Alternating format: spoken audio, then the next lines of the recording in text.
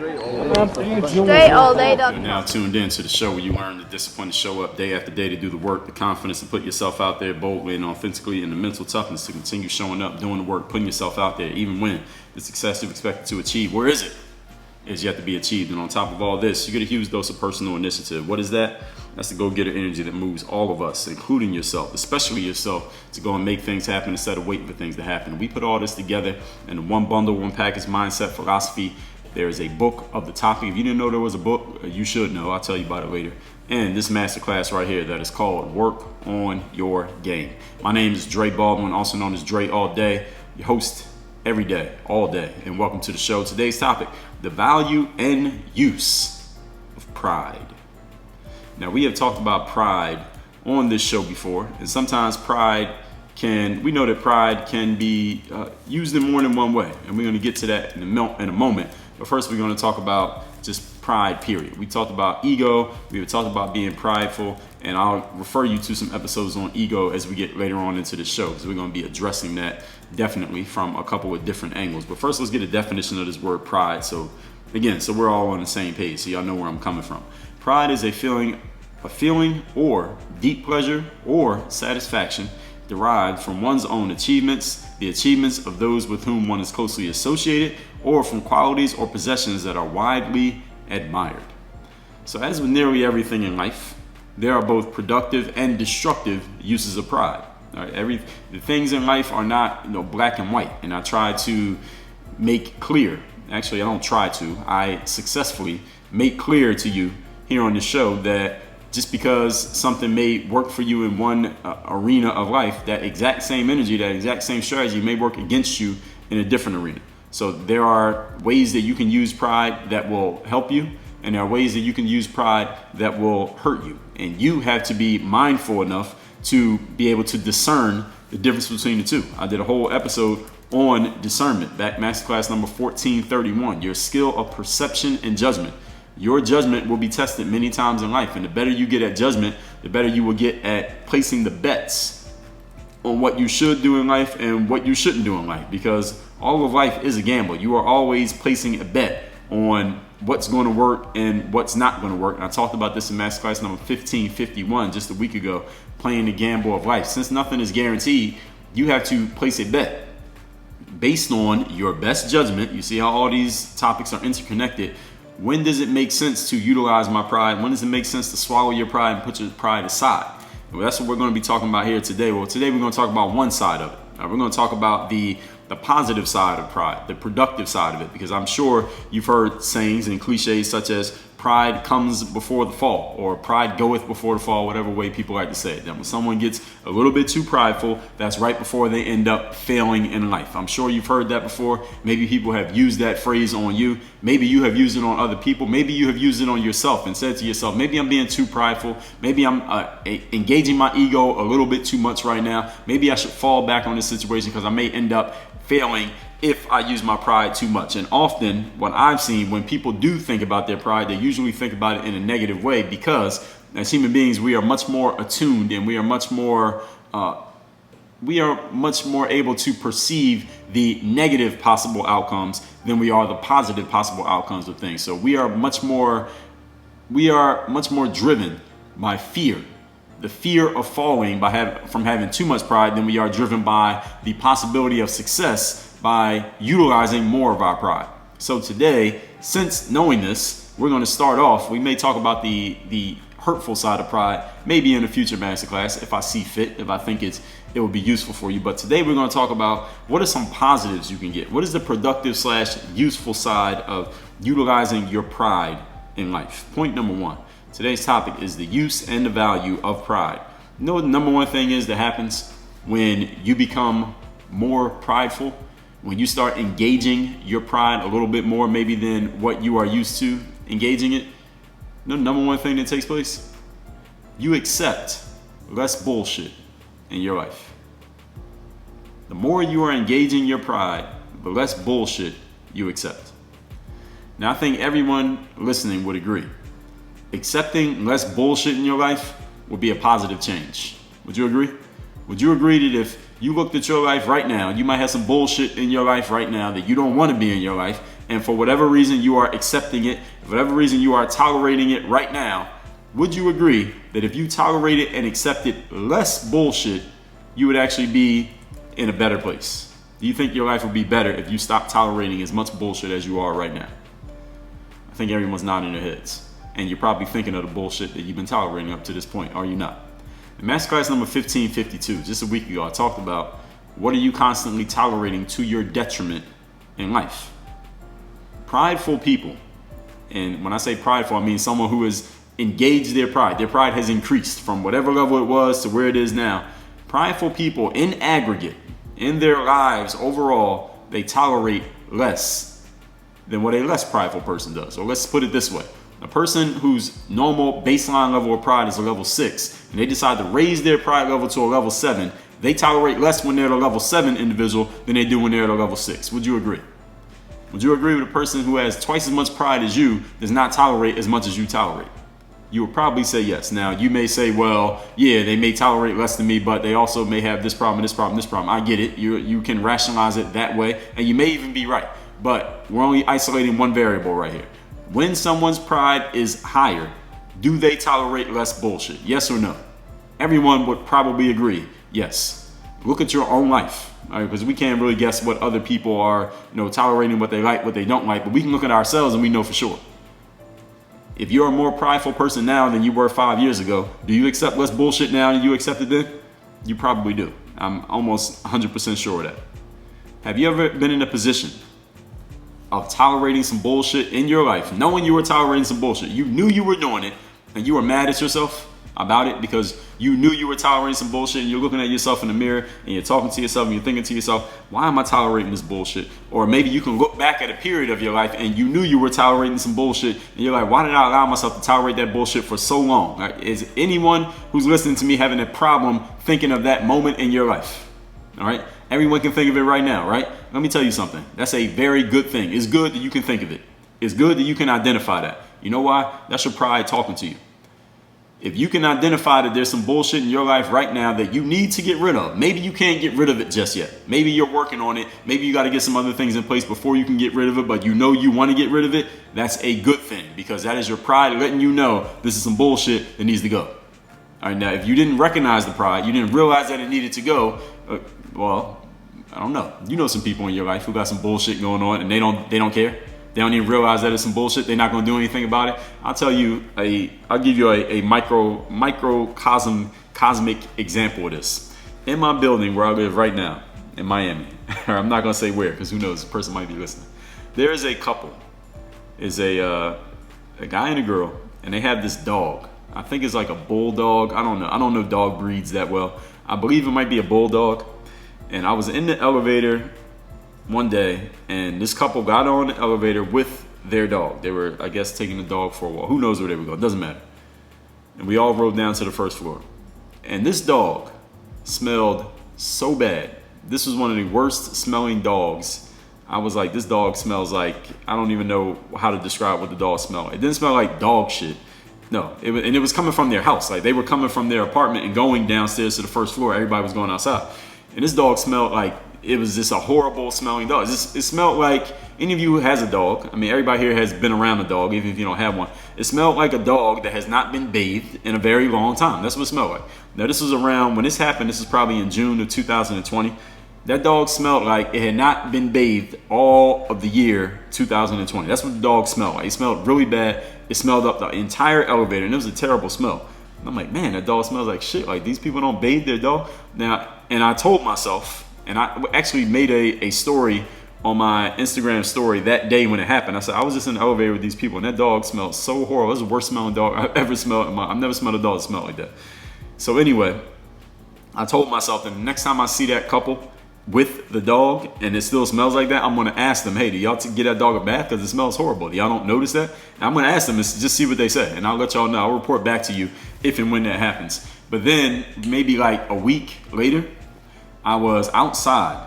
I was coming into the building, or I was about like walking towards the building, and I saw the woman of that couple. The man wasn't there. The woman was with the dog, and we were outside, mind you, and we walked past each other.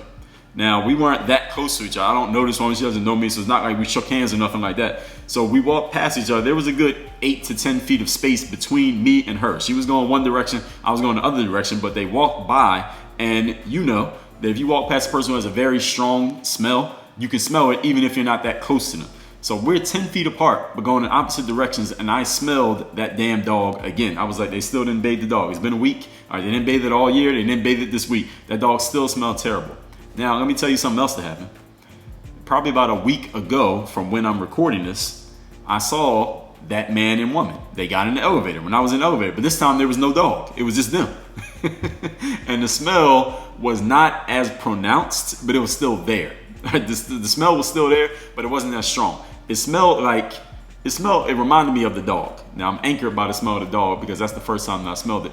But also, that smell doesn't usually come from human. It wasn't a human odor. It was a dog odor. But they're around the dog. They obviously live in an apartment in a condo with the dog. So their dog's smell is rubbing off on them. And what's crazy to me is that, they apparently, I'm just going to make an assumption, apparently they don't notice it, or maybe they don't see a problem with it. Maybe they do notice it, but they don't see a problem with it, or maybe they just been around a terrible smelling dog for so long that they don't care, or maybe they are not aware of the concept of giving a dog a bath or taking a dog to a groomer. I mean, there are businesses that bathe dogs for you, right? Even if you don't want to do it yourself. So whatever it is, all right, they are tolerating this. And like I said, the next time I see them, both of them together with the dog, I'm going to say something to them. I might not, if I see the woman by herself with the dog, I might not say anything because she may be, take it as a threat if a man is saying something to her. But I hope there's her and the guy and the dog. So then I can point out like, that dog smells terrible. Why don't you give it a bath or something like that? I just want to see how they respond to that.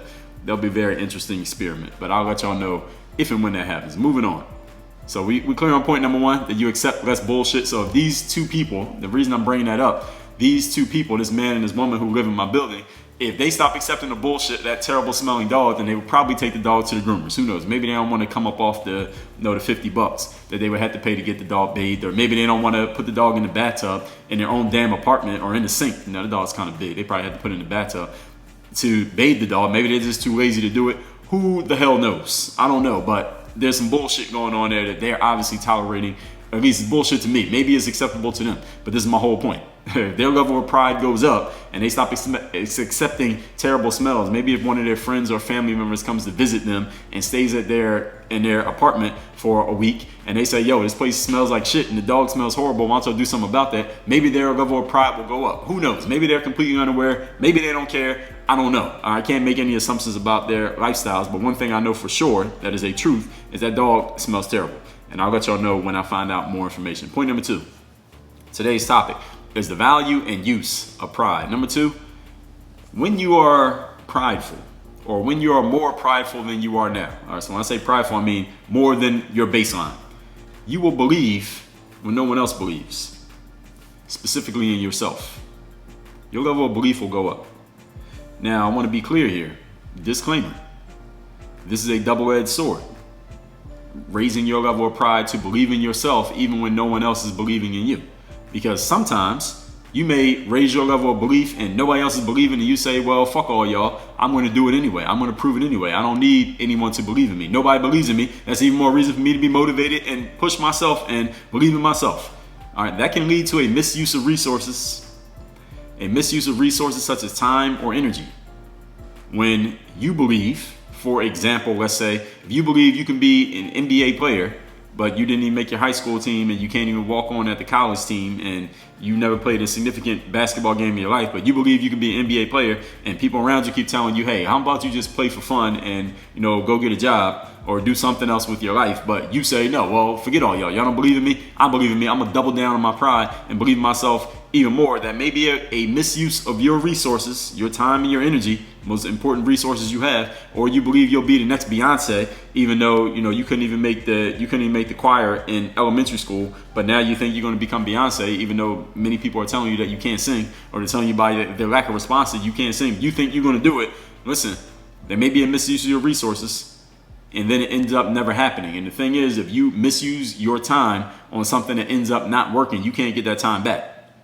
However, the other side of that sword is somebody got to make it to the NBA, or the NBA does need players. All right, somebody got to be the next Beyonce. Eventually, Beyonce won't be Beyonce, and somebody else got to step into that spot of being a superstar vocalist. And there's plenty of room out there. Somebody got to make it.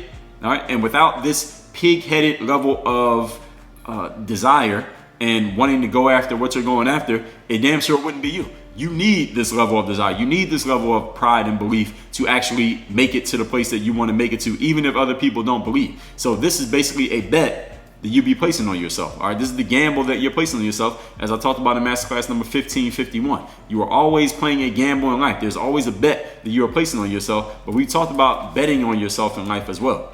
Masterclass number 952, how to bet on yourself and win. Also talked about in masterclass number 919, the whole concept of betting on yourself. And understand that betting on yourself is not the goal, because betting means you could win and you could lose. All right, so you want to bet and you want to make sure you win it.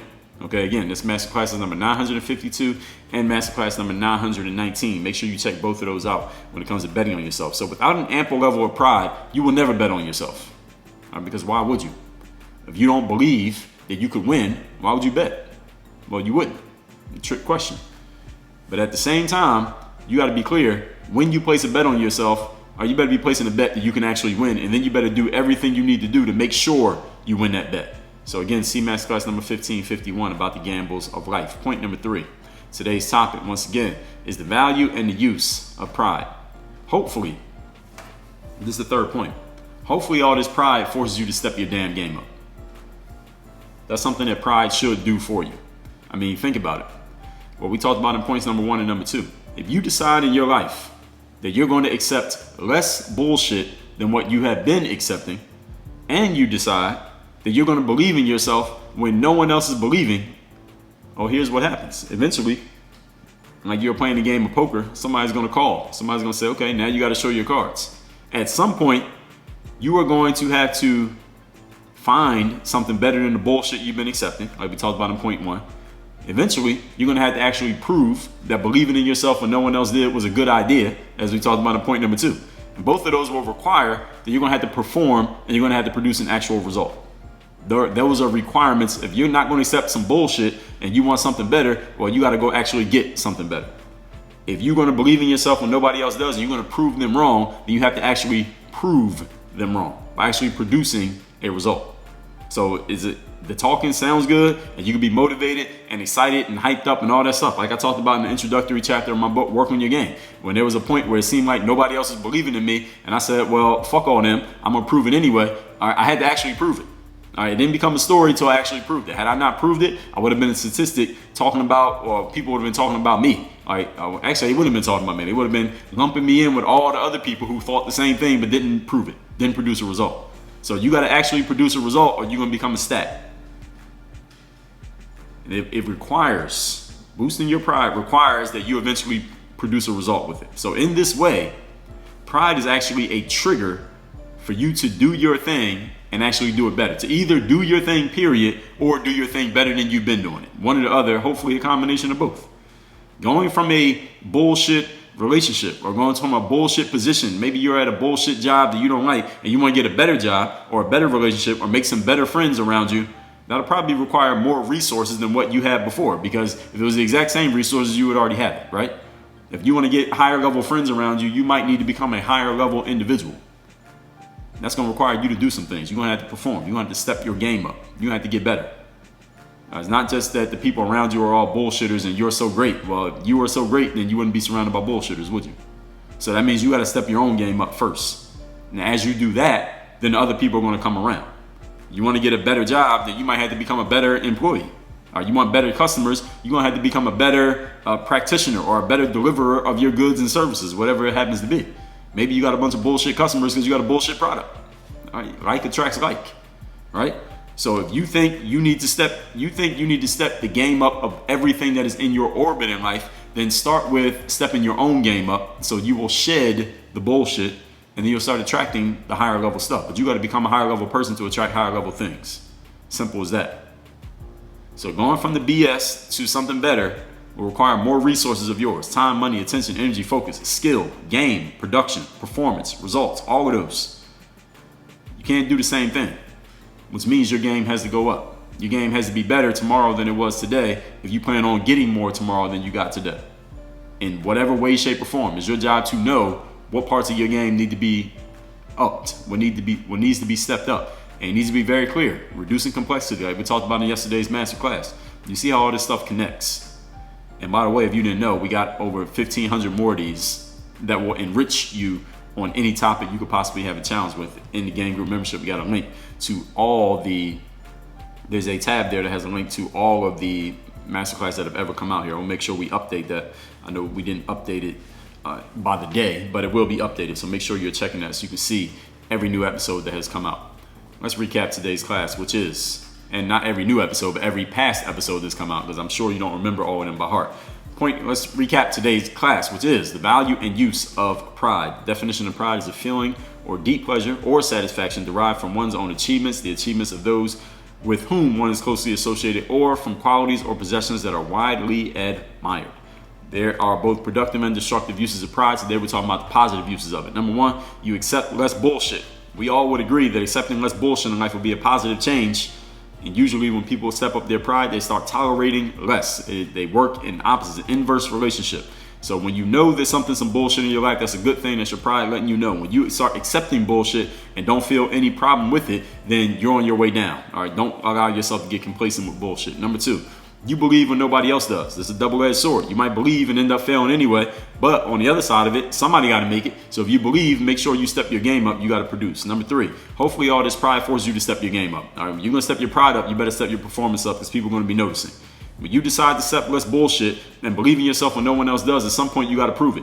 It means you got to perform and you got to produce a result. So in this way, pride can be a trigger for you to do your thing and or to do your thing better. So going from some bullshit elements in life to going to a higher level elements in life require you to become a higher level individual. You're not going to get higher element things by being the same bullshit person you were 3 weeks ago. So your game must go up if you want your results and your things and your elements and your relationships and your everything else to go up in life. And that's why you got to work on your game. Dre, all